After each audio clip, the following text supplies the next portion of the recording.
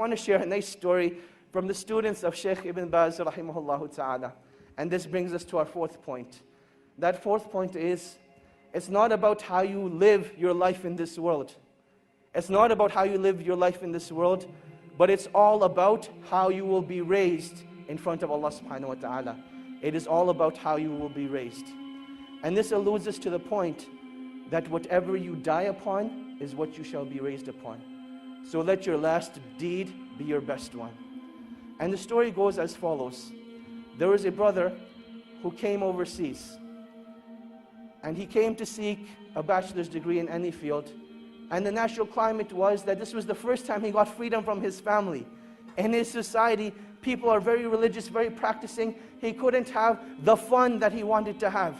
So he comes to a place like England. He's in a free mixing university. In a society where no girl looks at you. In fact, there are no girls in your class. Now all of a sudden they're sitting next to you. And you can actually find an excuse to talk to them. Hey, can I borrow a pen? Hey, can I borrow some paper? And conversation becomes very easy.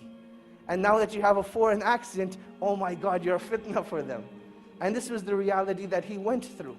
That he came from a foreign land, and this attraction hit him right away. The initial stages were that he'd just go out for lunch, he'd just go out for meetings, and that is how life continued. He never actually committed zina. One day though, he went to a party, and he committed zina. Out of, pure emotion, he committed zina. And when he was done, he just lay there thinking, I have just ruined myself. And he didn't know what to do. He didn't know where to go. He didn't have any close friends that could guide him. He knew that the only place that this guidance that he had known was back in his hometown. He booked a ticket back to Saudi Arabia where he was from. And on his way, he had a stopover in the country of Qatar. While he's in Qatar, he goes to the musalla and he's just crying. And you'll see that this is one of these most awkward situations that you'll have. You can think about when you're with people and there's this awkward silence and it's really weird. What do you do in that situation? What becomes even more awkward is when you see a grown man crying like a baby. He's crying like a baby. What do you do in that situation? One of the students of Shaykh Ibn Baz rahimahullah, he saw this man. And he goes up to this man and says, oh man, why are you crying? What's wrong? And he explains to him the situation, that I committed zina and I've destroyed myself. And the only way I can get rid of this pain is if I go back and have the hudud implemented on me. This is the only way I will be purified. The student calms the man down and he says, look, don't do anything rash. Let's go back to Riyadh together and we'll deal with the situation. They head back to Riyadh and the man is still crying throughout the whole journey. He feels really bad for what he has done.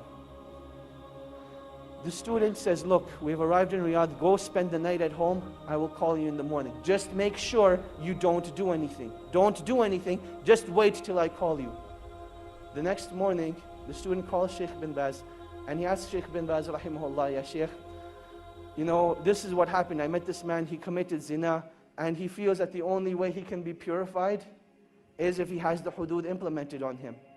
Shaykh bin Baz says, tell this man not to turn himself in, but rather the sin has been hidden from the people, continue to hide it.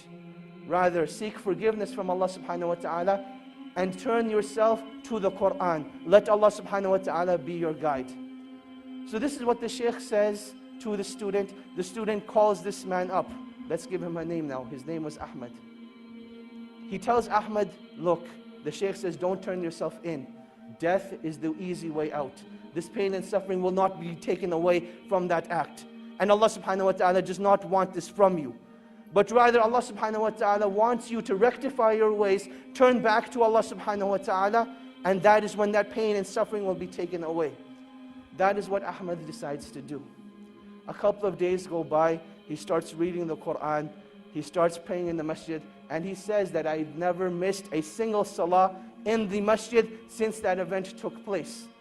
This continues for about 2 weeks. Now this student, he disappeared from the life of Ahmad. There was no contact between him. And then one day, he notices that he has a missed call from Ahmad. He says, later on, I'll give him a call. Another couple of days go by, and Ahmad's house is calling now. His home number is showing up on the Shaykh's phone 5, 6 times.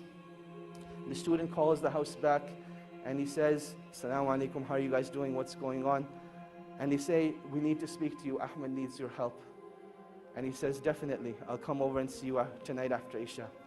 He prays Isha, heads over to the house, and he sees that something just isn't right. That you can walk into a place, no one will say anything, but you can see it from their faces, you can see it from their sights, that something just isn't right. He goes to the father and he says, "Assalamu alaikum." He says, "Wa alaikum assalam." He says, "I don't even know what to say to you, but I want to thank you from the bottom of my heart. Because I know if it hadn't been for you, this wouldn't have happened." And the student's thinking, what did I do? So he says, "Well, what happened? What are you talking about?" And he says, "Let me show you." He says, "Ahmed went and prayed Salatul Isha tonight. And he came back and he came to pray his sunnahs. And he was in his room for a really, really long time. And we went to seek him out. We didn't know what had happened to him. But I want to show you." He took the student to Ahmed's room. And there Ahmed was in sajda. And Allah subhanahu wa ta'ala took his life away at that time. And that is how he passed away. This is the story of an individual, not who was righteous, but this man committed zina, one of the biggest sins in Islam. And this is how Allah subhanahu wa ta'ala took his life away. And inshallah, when he's resurrected, that's the deed he's going to be resurrected on, making sajda to Allah subhanahu wa ta'ala. And that is why when it comes to pain and suffering only becomes negative if it creates a barrier between you and Allah subhanahu wa ta'ala. But it becomes positive. Pain becomes positive, a motivation for you when it brings you back to Allah subhanahu wa ta'ala. And this is what every individual who's going through pain and suffering needs to realize. That this point of pain and suffering is not that Allah subhanahu wa ta'ala wants to punish you, but rather this is a calling from Allah subhanahu wa ta'ala. "Oh my slave, come back to your Lord. Oh my slave, this is a reminder for you that I want to bring you back to me." And this is one of the wisdoms of trials and tribulations. That while we call each other on the phone, while we text message each other, the calling of Allah subhanahu wa ta'ala comes through trials and tribulations. And you can react one of two ways. Either you can deal with the pain at that moment and decide to get closer to Allah subhanahu wa ta'ala. Or you can decide to just restrict that pain to yourself, not do anything about it, and then you'll see what it does to your deen. And this is the last stage of the cycle of isolation. That once you're isolated, you will see that eventually your deen starts to disappear.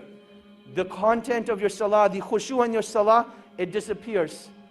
Your ability to recite the Quran is no longer there. Your ability to fast during the day, it gets taken away. What did you do differently? What you did differently was you gave yourself into shaitan. And shaitan's promise is that he will lead you astray. He will lead you away from the path of Allah subhanahu wa ta'ala. So in times of trials and tribulation, you need to seek out the believers. You need to seek out the righteous and let them be your guide and help to Allah subhanahu wa ta'ala.